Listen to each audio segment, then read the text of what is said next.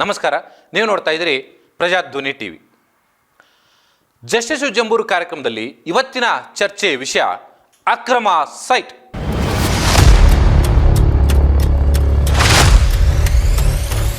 ಬೆಂಗಳೂರಿನಲ್ಲಿ ಅಕ್ರಮ ಸೈಟುಗಳ ಹಂಚಿಕೆ ಹೆಸರಿನಲ್ಲಿ ಅದೆಷ್ಟು ಜನರನ್ನ ಅಮಾಯಕ ಜನರನ್ನ ಯಾಮಾರಿಸ್ತಾರೋ ಗೊತ್ತಾಗ್ತಾನೆ ಇಲ್ಲ.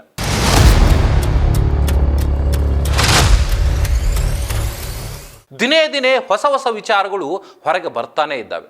ಆದರೆ ನಾವು ಇವತ್ತು ಜಸ್ಟಿಸ್ ಜಂಬೂರು ಕಾರ್ಯಕ್ರಮದಲ್ಲಿ ಯಾಕೆ ಈ ಅಕ್ರಮ ಸೈಟ್ ಹಂಚಿಕೆ ವಿಚಾರವನ್ನು ತೆಗೆದುಕೊಂಡು ಬಂದಿವಿ ಅಂದರೆ, ಬೆಂಗಳೂರಿನ ದಕ್ಷಿಣ ತಾಲೂಕಿನಲ್ಲಿ ಬಹಳ ದೊಡ್ಡದಾದ ರೀತಿಯಲ್ಲಿ ಜನರನ್ನು ವಂಚಿಸುವ ಒಂದು ದೊಡ್ಡ ಜಾಲವೇ ಇವತ್ತು ಕೆಲಸ ಮಾಡಲಿಕ್ಕೆ ಶುರು ಮಾಡಿದೆ.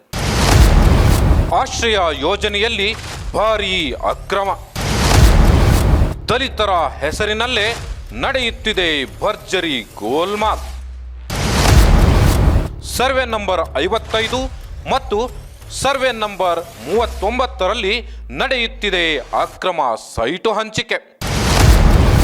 8 ಎಕರೆ 10 ಗುಂಟೆ ಮತ್ತು 9 ಎಕರೆ 20 ಗುಂಟೆ ಜಮೀನಿನಲ್ಲಿ ಉಂಡೋನೆ ಜಾಣ. ಬೆಂಗಳೂರು ದಕ್ಷಿಣ ತಾಲೂಕಿನಲ್ಲಿ ಉಂಡು ಹೋದ ಕೊಂಡು ಹೋದ.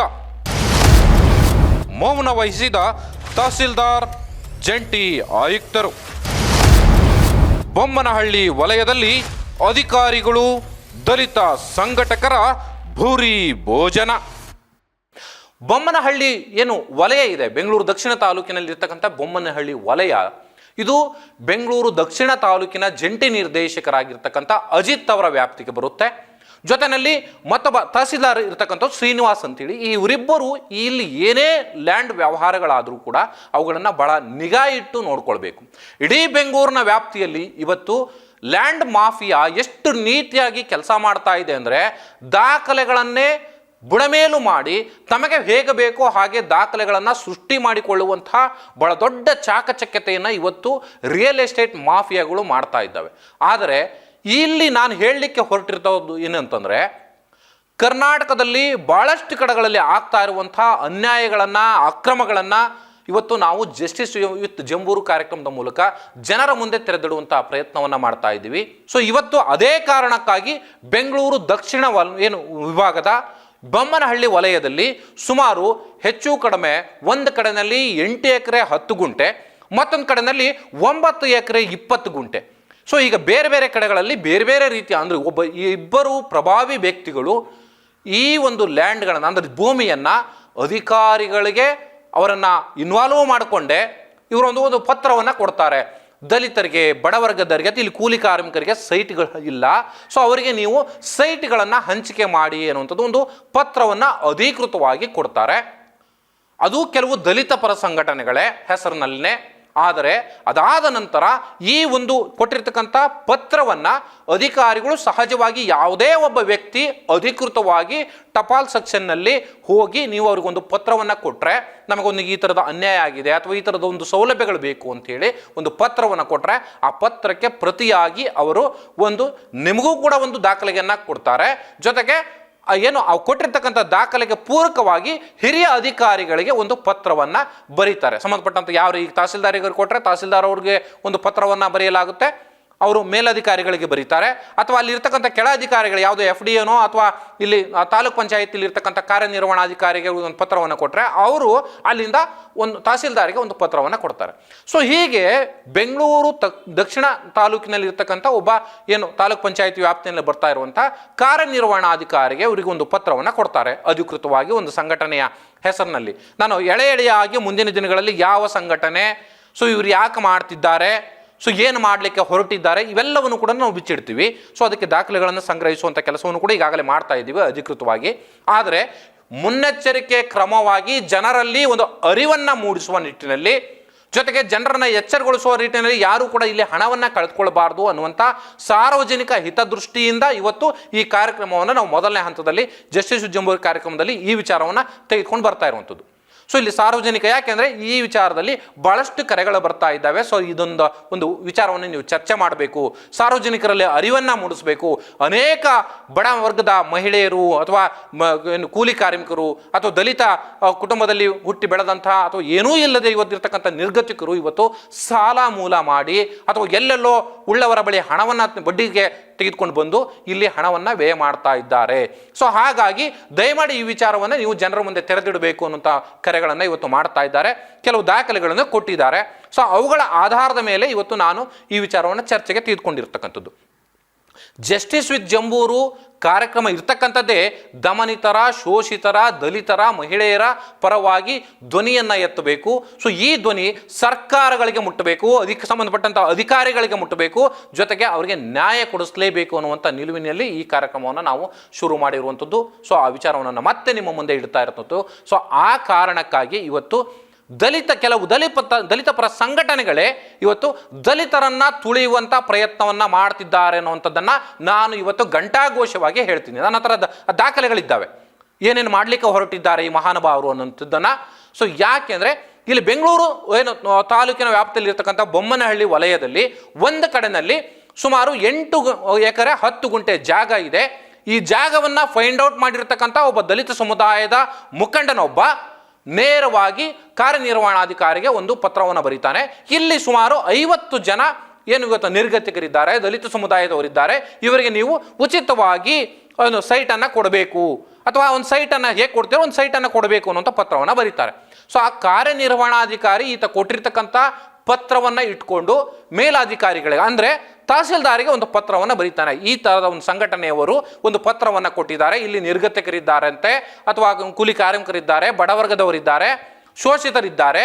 ಸೊ ಇವರಿಗೆ ಒಂದು 50 ಕುಟುಂಬಗಳಿಗೆ ಒಂದು ಸೈಟನ್ನು ಕೊಡಬೇಕು. ಸೊ ಈ ಥರದ್ದು ಒಂದು ಜಾಗವನ್ನು ಕೂಡ ಫೈಂಡ್ ಔಟ್ ಮಾಡಿ ನಮಗೆ ತೋರಿಸ್ತಿದ್ದಾರೆ, ಸರ್ಕಾರಿ ಜಾಗವನ್ನು, ಇದು ಗೋಮಾಳ ಜಾಗ. ಸೊ ಇಲ್ಲಿ ನಿವೇಶನವನ್ನು ಮಾಡಬಹುದು ಅನ್ನುವಂಥ ರೀತಿಯಲ್ಲಿದೆ. ಸೊ ಹಾಗಾಗಿ ಇವರಿಗೆ ದಯಮಾಡಿ ಅಲ್ಲಿ ಕೊಟ್ಟಿರ್ತಕ್ಕಂಥದ್ದನ್ನ ಕಾನೂನಾತ್ಮಕವಾಗಿ ನಾವು ಈ ವರ್ಡನ್ನು ನೀವು ದಯಮಾಡಿ ಗಮನಿಸಬೇಕು. ಕಾನೂನಾತ್ಮಕವಾಗಿ ಪರಿಶೀಲನೆಯನ್ನು ನಡೆಸಿ ನೀವು ಇವರಿಗೆ ಅಧಿಕಾರಿಗಳು ನಿರ್ಧಾರವನ್ನು ತೆಗೆದುಕೊಂಡು ಇವರಿಗೆ ಸೂಕ್ತ ನ್ಯಾಯವನ್ನು ಕೋರಬೇಕು ಅಂತ ಹೇಳಿ ಇವರು ಪತ್ರವನ್ನು ಕೊಟ್ಟಿದ್ದಾರೆ. ಸೊ ನೀವು ಅಂದರೆ ಅದನ್ನು ಈ ಪ್ರತಿಯೊಂದಿಗೆ ಅವ್ರು ಕೊಟ್ಟಿರ್ತಕ್ಕಂಥ ಏನು ಮನವಿ ಇದ್ದಾರೆ ಅದನ್ನು ನಾವು ಲಗತ್ತಿಸುವ ಮೂಲಕ ಈ ನಿಯಮಾನುಸಾರ ಈ ವಿಚಾರವನ್ನು ಪರಿಶೀಲಿಸಿ ಸೂಕ್ತ ಕ್ರಮ ಕೈಗೊಳ್ಳಲು ಸೂಚಿಸಿದೆ ಅನ್ನುವಂಥದ್ದು ಪತ್ರವನ್ನು ಕೊಡ್ತಾರೆ. ಸೊ ಇದು ಕಾನೂನಾತ್ಮಕವಾಗಿ ಯಾವೊಬ್ಬ ಅಧಿಕಾರಿಗೆ ನೀವು ಒಬ್ಬ ಸಾರ್ವಜನಿಕರಾಗಿ ಪತ್ರವನ್ನು ಕೊಟ್ಟರೂ ಕೂಡ ನಿಯಮ ಬಾಹಿರವಾಗಿ ಯಾವ ಕೆಲಸವನ್ನು ಕೂಡ ಮಾಡಲಿಕ್ಕೆ ಸಾಧ್ಯ ಇಲ್ಲ. ಮತ್ತು ಆ ರೀತಿ ಫೈಲ್ಗಳನ್ನು ಪುಟಪ್ ಮಾಡಲಿಕ್ಕೆ ಸಾಧ್ಯವೇ ಇಲ್ಲ. ನೇರವಾಗಿ ಅಲ್ಲಿ ಫೈಲ್ ಪುಟಪ್ ಆಗುತ್ತೆ ಅನ್ನೋದಾದರೆ ಇದು ಕಾನೂನು ಬಾಹಿರವಾಗಿದೆ ಅಥವಾ ನಿಯಮ ಬಾಹಿರವಾಗಿದೆ, ಇದನ್ನು ಪುರಸ್ಕರಿಸಲಿಕ್ಕೆ ಬರೋದಿಲ್ಲ ಅನ್ನೋಂಥದ್ದು ಶರ ಬರೆದು ಆ ಫೈಲನ್ನು ಕಸದ ಬುಟ್ಟಿಗೆ ಎಸೀತಾರೆ. ಆದರೆ ಯಾವುದೇ ಒಬ್ಬ ಸಾಮಾನ್ಯ ವ್ಯಕ್ತಿ ತನ್ನ ಅಮಾಯಕತನದಲ್ಲಿರ್ಬೋದು ಅಥವಾ ನ್ಯಾಯಕ್ಕಾಗಿ ಇರ್ಬೋದು ಒಂದು ಪತ್ರವನ್ನು ಕೊಟ್ಟಂಥ ಸಂದರ್ಭದಲ್ಲಿ ಸೊ ಸಹಜವಾಗಿ ಎಲ್ಲ ದಾಖಲೆಗಳಿಗೂ ಕೂಡ ನಿಯಮಾನುಸಾರ ಪರಿಶೀಲನೆ ನಡೆಸಿ ಸೂಕ್ತ ಕ್ರಮ ಕೈಗೊಳ್ಳುವುದು ಅನ್ನುವಂಥದ್ದು ಒಂದು ಈ ಲೈನ್ ಅಡಿನಲ್ಲಿನೇ ಎಲ್ಲ ದಾಖಲೆ ಪತ್ರಗಳನ್ನು ಕೂಡ ಮೇಲಧಿಕಾರಿಗಳಿಗೆ ಇದನ್ನು ರೆಫರ್ ಮಾಡಿ ಒಂದು ಪತ್ರವನ್ನು ದಾಖಲೆದ ಒಂದು ಕಡತವನ್ನು ಫೈಲ್ ಪುಟಪ್ ಮಾಡ್ತಾರೆ. ಆದರೆ ಅದು ಕೆಲಸ ಆಗುತ್ತೆ ಅನ್ನುವಂಥದ್ದು ಖಚಿತವಾಗಿ ಹೇಳಲಿಕ್ಕೆ ಸಾಧ್ಯ ಆಗೋದಿಲ್ಲ. ನಾನು ಸ್ಪಷ್ಟವಾಗಿ ಹೇಳ್ತಾ ಇದ್ದೀನಿ.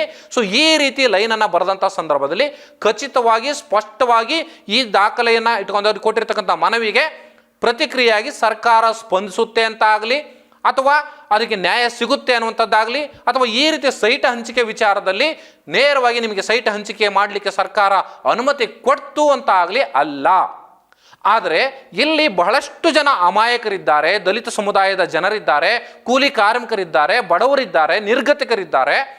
ಇವರನ್ನೆಲ್ಲರನ್ನೂ ಕೂಡ ಈ ಒಂದು ಫೈಲ್ ಪುಟಪ್ ಆಯ್ತಲ್ವ ಆ ದಾಖಲೆಯನ್ನು ಇಟ್ಕೊಂಡು ಒಬ್ಬ ಮಹಾಶಯ ಅಲ್ಲಿರ್ತಕ್ಕಂಥ ಸುತ್ತಮುತ್ತ ಇರತಕ್ಕಂಥ ಜನರಿಗೆ ನಾನು ಸರ್ಕಾರದಿಂದ ಈಗಾಗಲೇ ಅಪ್ರೂವಲ್ ಮಾಡಿಸ್ಬಿಟ್ಟಿದ್ದೀನಿ 50 ಕುಟುಂಬಗಳಿಗೆ ಈ 8 ಎಕರೆ 10 ಗುಂಟೆ ಜಮೀನಿನಲ್ಲಿ ನಿಮಗೆ ಸೈಟ್ಗಳನ್ನು ಹಂಚಿಕೆ ಮಾಡಲಾಗ್ತಾ ಇದೆ. 1 ಎಕರೆನಲ್ಲಿ ಹಬ್ಬ ಅಂದರೆ ಒಂದು 40 ಜನ ಸೈಟ್ ಅಥವಾ 20 ಹೋಗಲಿ ಹೆಚ್ಚು ಕಡಿಮೆ ಆದರೂ ಕೂಡ ಒಂದು 20 ಸೈಟ್ಗಳನ್ನು ನಾವು ಸುಸೂತ್ರವಾಗಿ ಮಾಡಬಹುದು ಅನ್ನೋದಾದರೆ ಇಲ್ಲಿ ಕಡಿಮೆ ನಾನು ಹೇಳ್ತಾ ಇರ್ತಕ್ಕಂಥದ್ದು ಆ 20 ಜನರ ಇಲ್ಲಿ 8 ಎಕರೆ 10 ಗುಂಟೆ ಜಮೀನಿದೆ. ಒಂದು ಕಡೆ ನಾನು ಮಾತ್ರ ಹೇಳ್ತಂಥದ್ದು.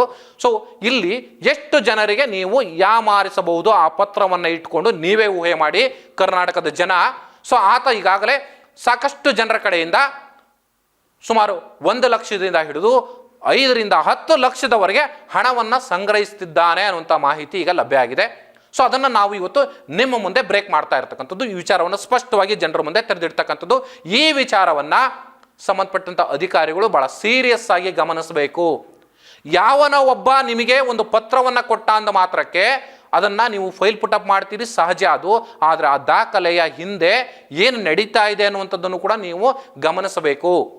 ಸಾರ್ವಜನಿಕರನ್ನ ಮೋಸಗೊಳಿಸಲಿಕ್ಕೆ ಈ ದಾಖಲೆ ಪತ್ರಗಳನ್ನು ಬಳಸ್ಕೊಳ್ತಿದ್ದಾರೆ ಅನ್ನೋಂಥದ್ದನ್ನು ಸಂಬಂಧಪಟ್ಟಂಥ ಅಧಿಕಾರಿಗಳಿಗೆ ದೂರ ಬಂದಂಥ ಸಂದರ್ಭದಲ್ಲಿ ಸೀರಿಯಸ್ ಆಗಿ ನೀವು ಕ್ರಮಗಳನ್ನು ಕೈಗೊಳ್ಳಲೇಬೇಕಾಗುತ್ತೆ.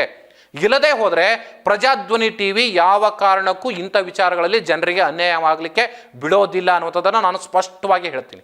ಯಾರ ಮುಲಾಜಿಗೂ ನಾವು ಒಳಗಾಗೋದಿಲ್ಲ.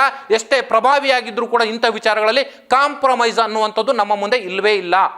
ಸೊ ಆ ನಿಟ್ಟಿನಲ್ಲಿ ನಾವು ಈ ಜಸ್ಟಿಸ್ ಜಂಬೂರ್ ಕಾರ್ಯಕ್ರಮವನ್ನು ಶುರು ಮಾಡಿರೋದು. ಸೊ ಇಲ್ಲಿ ನ್ಯಾಯ ಕೊಡಿಸ್ತೀವಿ ಅನ್ನುವಂಥ ಶಪಥವನ್ನು ಮಾಡಿಯೇ ನಾವು ಈ ಕಾರ್ಯಕ್ರಮವನ್ನು ಮಾಡಿರತಕ್ಕಂಥದ್ದು. ಈಗಾಗಲೇ ಸಾಕಷ್ಟು ನಿದರ್ಶನಗಳನ್ನು ನಿಮ್ಮ ಮುಂದೆ ಇಟ್ಟಿದ್ದೀವಿ. ಮೈಕ್ರೋ ಫೈನಾನ್ಸ್ ಇರ್ಬೋದು, KMF ಹಾಲಿನ ವಿಚಾರದ ಇರ್ಬೋದು, ಅಥವಾ ಮೆಟ್ರೋ, ಈಗಾಗಲೇ ಮೆಟ್ರೋ ಕೂಡ ಒಂದು ಹಂತಕ್ಕೆ ಬಂದು ಈ ದರವನ್ನು ಪರಿಷ್ಕರಣೆ ಮಾಡೋ ನಿಟ್ಟಿನಲ್ಲಿ ಹೆಜ್ಜೆ ಹಾಕ್ತಾ ಇದೆ. ಇದು ಕೇಂದ್ರ ಸರ್ಕಾರದ ವಿಚಾರ. ಸೊ ಅದನ್ನು ಕೂಡ ನಾವು ನೇರವಾಗಿ ಆ ವಿಚಾರವನ್ನು ತೆಗೆದುಕೊಂಡು ಬಂದು ದರವನ್ನು ಇಳಿಸುವಂಥ ಪ್ರಯತ್ನ ನಾವು ಖಂಡಿತವಾಗ್ಲೂ ಮಾಡ್ತಿದ್ವಿ, ಬಿಡೋದಿಲ್ಲ. ಆದರೆ ಈ ಸೈಟ್ ಹಂಚಿಕೆ ವಿಚಾರದಲ್ಲೂ ಕೂಡ ಸೊ ಇಲ್ಲಿ ನಾವು ಬಿಡುವಂಥ ಪ್ರಶ್ನೆ ಇಲ್ಲ. ಅವನು ಎಷ್ಟೇ ಪ್ರಭಾವಿಯಾಗಿರಲಿ, ಎಷ್ಟೇ ನಾನು ಜನರ ಬೆಂಬಲ ಇದೆ ಅಂಥೇಳಿ ಅವನು ಜನರಿಗೆ ಮೋಸ ಮಾಡ್ತಾ ಬಂದರೆ ಅದನ್ನು ಬಿಡುವಂಥ ಪ್ರಶ್ನೆಯೇ ಇಲ್ಲ, ಪ್ರಮೇಯವೇ ಇಲ್ಲ. ಸೊ ಆ ಕಾರಣಕ್ಕೋಸ್ಕರ ಈ ಕಾರ್ಯಕ್ರಮದ ಮೂಲಕ ನೇರವಾಗಿ ನನ್ನ ಎಚ್ಚರಿಕೆಯನ್ನು ಕೊಡ್ತಾ ಇರುವಂಥದ್ದು. ಸೊ ಇಲ್ಲಿ ಅಂಥ ಏನು ಅಮಾಯಕ ಜನರನ್ನು ಬಲಿಪಶುಗಳನ್ನು ಮಾಡಿ ಅವರಿಂದ ಲಕ್ಷ ಹಣವನ್ನು ಪೀಕುವಂಥ ಪ್ರಯತ್ನವನ್ನು ದಯಮಾಡಿ ನಿಲ್ಲಿಸಬೇಕು. ಸೊ ಅಧಿಕಾರಿಗಳು, ಸಂಬಂಧಪಟ್ಟಂಥ ಅಧಿಕಾರಿಗಳ ವಿರುದ್ಧ ಸೂಕ್ತ ಕ್ರಮ ಕೈಗೊಳ್ಳಲೇಬೇಕು. ಇಲ್ಲಿ ಇದರ ಉಸ್ತುವಾರಿ ಈ ಲ್ಯಾಂಡ್ ವಿಚಾರದಲ್ಲಿ ಈಗಾಗಲೇ ಎರಡೂ ಕೂಡ ನಾನು ಏನೇನು ಹೇಳಿದೆ, ಒಂದು ಕಡೆಗೆ 9 ಗುಂಟೆ 9 ಎಕರೆ 20 ಗುಂಟೆ, ಮತ್ತೊಂದು ಕಡೆಯಲ್ಲಿ 8 ಎಕರೆ 10 ಗುಂಟೆ ಜಮೀನು ಇದೆಯಲ್ಲ. ಸೊ ನಾನು ಈಗ ಇಷ್ಟೊತ್ತು ವಿವರಣೆ ಕೊಟ್ಟಿರ್ತಕ್ಕಂಥದ್ದು ಕೇವಲ ಒಂದು ವಿಚಾರವನ್ನು ಮಾತ್ರ, 8 ಎಕರೆ 10 ಗುಂಟೆ ಜಮೀನಿದು. ಸೊ ಇಲ್ಲಿ ಮತ್ತೊಂದು ಕಡೆಗೆ ನೋಡೋದಾದರೆ ಇಲ್ಲಿ ಮತ್ತೊಬ್ಬ ಸಂಘಟನೆಯ ನಾನು ಮುಖ್ಯಸ್ಥ ಅಂತ ಹೇಳುವಂಥ ಮಹಾನುಭಾವ 9 ಎಕರೆ 20 ಗುಂಟೆ ಜಮೀನನ್ನು ಫೈಂಡ್ ಔಟ್ ಮಾಡಿ ಅಲ್ಲಿ ಕೂಡ ನಾನು ಸರ್ಕಾರದಿಂದ ಹಣವನ್ನು ಈಗಾಗಲೇ ನಾನು ಬಡ ಜನರಿಗೆ ನಾನು ಸೈಟ್ಗಳನ್ನು ಕೊಡಿಸ್ತೀನಿ ಅಂಥೇಳಿ ಅಲ್ಲೂ ಕೂಡ ಹಣವನ್ನು ಪೀಕುವಂಥ ಪ್ರಕ್ರಿಯೆ ಈಗಾಗಲೇ ಶುರುವಾಗಿದೆ. ಅಲ್ಲೂ ಕೂಡ ಈ 9 ಎಕರೆ 20 ಗುಂಟೆನಲ್ಲೂ ಅಲ್ಲೂ ಕೂಡ ಈಗಾಗಲೇ ಸುಮಾರು ಬಡ ಜನರ ಬಳಿ ಹಣವನ್ನು ಪೀಕಿದ್ದಾನೆ ಅಂತ ಮಾಹಿತಿ ಅಲ್ಲೂ ಕೂಡ ಸಿಗ್ತಾ ಇದೆ.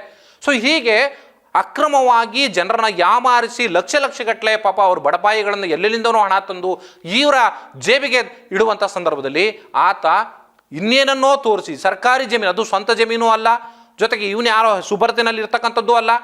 ಸೊ ಸರ್ಕಾರದ ಹೆಸರಿನಲ್ಲಿರ್ತಕ್ಕಂಥ ಜಮೀನನ್ನು ತೋರಿಸಿ ಇನ್ಯಾವುದೋ ಒಬ್ಬ ಮಧ್ಯವರ್ತಿ ನಾನು ಏನೋ ಇಡೀ ಸಮಾಜವನ್ನು ಉದ್ಧಾರ ಮಾಡಿಬಿಡ್ತೀನಿ, ನಾನು ಒಂದು ಸಂಘಟನೆಯನ್ನು ಇಟ್ಕೊಂಡು ಅಂತೇಳಿ ಬಿಂಬಿಸಿಕೊಳ್ಳುವಂಥ ಅಥವಾ ಜನರ ಎದುರುಗಡೆಗೆ ಅದನ್ನು ಪ್ರೊಜೆಕ್ಟ್ ಮಾಡಿಕೊಂಡು ತನ್ನ ಬೇಳೆ ಬೇಯಿಸಿಕೊಳ್ಳಲಿಕ್ಕೆ ಹೊರಟಿರ್ತಕ್ಕಂಥ ವ್ಯಕ್ತಿಗಳು ಇವತ್ತು ಜನರಿಗೆ ಮೋಸ ಮಾಡುವಂಥ ಪ್ರಕ್ರಿಯೆಯಲ್ಲಿ ತೊಡಗಿದ್ದಾರೆ.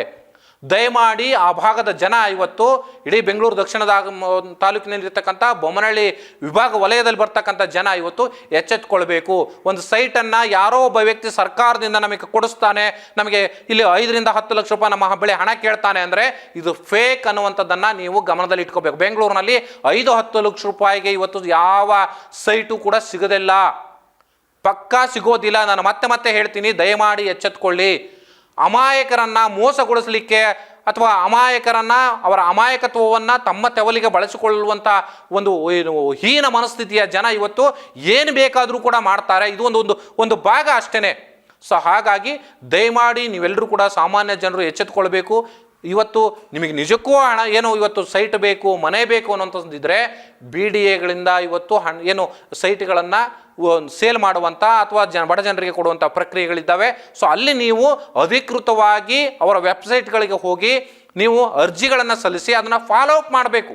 ನೀವೇ ಫಾಲೋ ಅಪ್ ಮಾಡಿ ಇದು ಮಾಡಿದರೆ ಅಲ್ಲಿ ನಿಮಗೆ ಒಂದು ಸೈಟ್ ಸಿಗಲಿಕ್ಕೆ ಅಥವಾ ಅವರು ಏನು ನಿಗದಿಪಡಿಸಿದ್ದಾರೆ ಆ ಹಣವನ್ನು ಕಟ್ಟಿದರೆ ಮಾತ್ರ ಇವತ್ತು ಸೈಟ್ ಸಿಗ್ತಾ ಇದ್ದಾವೆ. ಉಚಿತವಾಗಿ ಮನೆಗಳನ್ನು ಕೊಟ್ಟು ಬಿಡ್ತೀವಿ ಅನ್ನೋಂಥ ಕಾನ್ಸೆಪ್ಟು ಈಗಾಗಲೇ ಹೊರಟು ಹೋಗಿದೆ.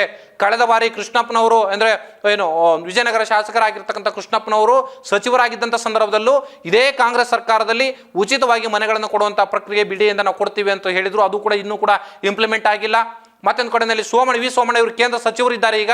ಸೊ ಅವರು ವಸತಿ ಸಚಿವರಾಗಿದ್ದಂಥ ಸಂದರ್ಭದಲ್ಲಿ ಕೂಡ BJP ಸರ್ಕಾರದಲ್ಲಿ ಇದ್ದಂಥ ಸಂದರ್ಭದಲ್ಲಿ ಅವರು ಕೂಡ ನಾವು ಉಚಿತವಾಗಿ ಕೊಡ್ತೀವಿ ಅಂತ ಹೇಳಿದರು. ಅದು ಕೂಡ ಇನ್ನೂ ಪೂರ್ಣಗೊಂಡಿಲ್ಲ.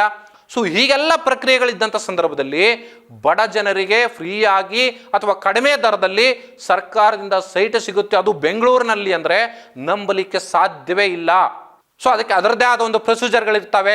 ಸೊ ಹೀಗಿರುವಂಥ ಸಂದರ್ಭದಲ್ಲಿ ದಯಮಾಡಿ ಬಡ ಜನರು, ಕೂಲಿ ಕಾರ್ಮಿಕರು, ರೈತರು ಅಥವಾ ಗಾರ್ಮೆಂಟ್ಸ್ಗಳಲ್ಲಿ ಕೆಲಸ ಮಾಡುವಂಥವ್ರು ಅಥವಾ ಈ ಸ್ಲಮ್ಗಳಲ್ಲಿ ಇರ್ತಕ್ಕಂಥ ಶೋಷಿತ ವರ್ಗದ ಜನರು ಎಚ್ಚೆತ್ತುಕೊಳ್ಬೇಕು. ಯಾರೋ ಒಬ್ಬ ಯಾವುದೋ ಸಂಘಟನೆಯ ಲೀಡರ್ ಅಂತ ಹೇಳ್ಕೊಂಡು ಬಂದು ನಿಮ್ಮನ್ನು ಯಾಮಾರಿಸ್ತಾ ಇರುವಂಥ ಸಂದರ್ಭದಲ್ಲಿ ನೀವು ಕೆಲವು ವಿಚಾರಗಳನ್ನು ತಿಳ್ಕೊಂಡು ಅವರಿಗೆ ಹಣ ಕೊಡಬೇಕಾ ಬೇಡವಾ ಅನ್ನೋದನ್ನು ನೀವು ನಿರ್ಧಾರ ಮಾಡಬೇಕು. ಸೊ 5-10 ಲಕ್ಷಕ್ಕೆ ಇವತ್ತು ಅಥವಾ 1-2 ಲಕ್ಷಕ್ಕೆ ಇವತ್ತು ಯಾರು ಕೂಡ ಸರ್ಕಾರದ ವ್ಯವಸ್ಥೆಯಲ್ಲಿ ಸೈಟ್ಗಳನ್ನು ಕೊಡ್ಲಿಕ್ಕೆ ಸಾಧ್ಯವೇ ಇಲ್ಲ. ಎಷ್ಟೇ ಪ್ರೆಷರ್ ಬಂದರೂ ಕೂಡ ಅದನ್ನು ಸರ್ಕಾರ ಕ್ಯಾಬಿನೆಟ್ನಲ್ಲಿ ನಿರ್ಧಾರ ಮಾಡಬೇಕು, ಸಚಿವ ಸಂಪುಟ ಸಭೆ ಅದಕ್ಕೆ ಒಪ್ಪಿಗೆ ಕೊಡಬೇಕು, ಅದಾದ ನಂತರ ಅದಕ್ಕೆ ಕಾನೂನು ಕಟ್ಟಳೆಗಳನ್ನು ನೀತಿ ನಿಬಂಧನೆಗಳನ್ನು ರೂಪಿಸಬೇಕು. ಅದಾದ ಬಳಿಕವೇ ಬಡ ಜನರಿಗೆ ಸೈಟ್ಗಳನ್ನು ಕೊಡುವಂಥದ್ದು. ಯಾರೋ ಒಬ್ಬ ಒಂದು ದಿನ ಹೋಗಿ ಪತ್ರವನ್ನು ಕೊಟ್ಟ ಮಾತ್ರಕ್ಕೆ ನಿಮ್ಮ ಪರವಾಗಿ ಕೊಟ್ಟಿದ್ದೀನಿ ಅಂತೇಳಿ ಅದಕ್ಕೊಂದು ರೆಸ್ಪಾನ್ಸ್ ಬಂತು, ಸರ್ಕಾರ ಒಂದು ಕಡತವನ್ನು ಒಂದು ಪತ್ರವನ್ನು ನಿಮಗೆ ಕೊಟ್ಟಿದ್ದೀರಿ, ಇವ್ರ ಮೇಲೆ ಸೂಕ್ತ ಈ ಪತ್ರವನ್ನು ಇಟ್ಕೊಂಡು ನೀವು ಕಾನೂನು ರೀತಿ ಪರಿಶೀಲನೆ ಮಾಡಿ ಸೂಕ್ತ ಕ್ರಮ ಕೈಗೊಳ್ಳಬಹುದು ಅಂತೇಳಿ ಕೊಟ್ಟರೆ ಅದು ಕೆಲಸ ಆದ ಹಾಗೆ ಅನ್ನುವಂಥದ್ದು ಅಲ್ಲವೇ ಅಲ್ಲ. ಸೊ ಆ ಪತ್ರವನ್ನು ನಿಮಗೆ ತೋರಿಸಿ ಆತ ದುಡ್ಡು ಕಲೆಕ್ಟ್ ಮಾಡ್ತಿದ್ದಾನೆ ಅಂದರೆ ಆತ ಅದನ್ನು ತನ್ನ ಸ್ವಂತ ಹಣಕ್ಕೆ ಸ್ವಂತ ಖರ್ಚುಗಳಿಗೆ ಬಳಸ್ಕೊಳ್ತಿದ್ದಾನೆ, ನಿಮ್ಮನ್ನು ಯಾಮಾರಿಸ್ತಿದ್ದಾನೆ ಅಂತ ಅದರ ಅರ್ಥ. ಸೊ ಹಾಗಾಗಿ ಬೆಂಗಳೂರು ದಕ್ಷಿಣ ವಲಯದಲ್ಲಿ ಅಥವಾ ದಕ್ಷಿಣ ತಾಲೂಕಿನಲ್ಲಿ ಆಗಿರ್ತಕ್ಕಂಥ 2 ವಿಚಾರಗಳನ್ನು ನಿಮ್ಮ ಮುಂದೆ ಇವತ್ತು ತೆರೆದಿಟ್ಟಿದ್ದೀನಿ. ದಯಮಾಡಿ ಈ ಇಬ್ಬರು ಮಹಾನುಭಾವರಿಗೆ ನಾನು ನೇರವಾಗಿ ಎಚ್ಚರಿಕೆಯನ್ನು ಕೊಡ್ತಾ ಇರುವಂಥದ್ದು, ಈ ಪ್ರಕ್ರಿಯೆಯನ್ನು ಬಡವರನ್ನ ಮೋಸಗೊಳಿಸುವಂಥ ವಂಚಿಸುವಂಥ ಪ್ರಕ್ರಿಯೆಯನ್ನು ಕೈ ಬಿಡದೇ ಹೋದರೆ ಮುಂದಿನ ದಿನಗಳಲ್ಲಿ ನಿಮ್ಮ ಎಲ್ಲ ವಿಚಾರಗಳನ್ನು ಈಗಾಗಲೇ ನಾವು ದಾಖಲೆಗಳನ್ನು ಕಲೆ ಹಾಕ್ತಾ ಇದ್ದೀವಿ. ರೆಡ್ ಹ್ಯಾಂಡ್ ಆಗಿ ದಾಖಲೆ ಸಮೇತವಾಗಿ ನಾವು ಜನರ ಮುಂದೆ ನಿಮ್ಮನ್ನು ಬೆತ್ತಲುಗೊಳಿಸ್ತೀವಿ. ನಿಮ್ಮ ಅಸಲಿ ವಿಚಾರಗಳು ಏನು ಅನ್ನೋದನ್ನು ಜನರ ಮುಂದೆ ನಾವು ತೆರೆದಿಡ್ತೀವಿ. ಸೊ ಅದನ್ನು ಗಮನದಲ್ಲಿ ಇಟ್ಕೊಂಡು ನೀವು ಹೆಜ್ಜೆಯನ್ನು ಇಡಿ. ಸೊ ಇದನ್ನು ನೀವು ಕೈ ಬಿಡ್ತೀರಿ ಅನ್ನುವಂಥ ಸದಾಶಯದೊಂದಿಗೆ ಈ ಕಾರ್ಯಕ್ರಮವನ್ನು ಇಲ್ಲಿಗೆ ಮುಗಿಸ್ತಾ ಇದ್ವಿ. ನಮಸ್ಕಾರ.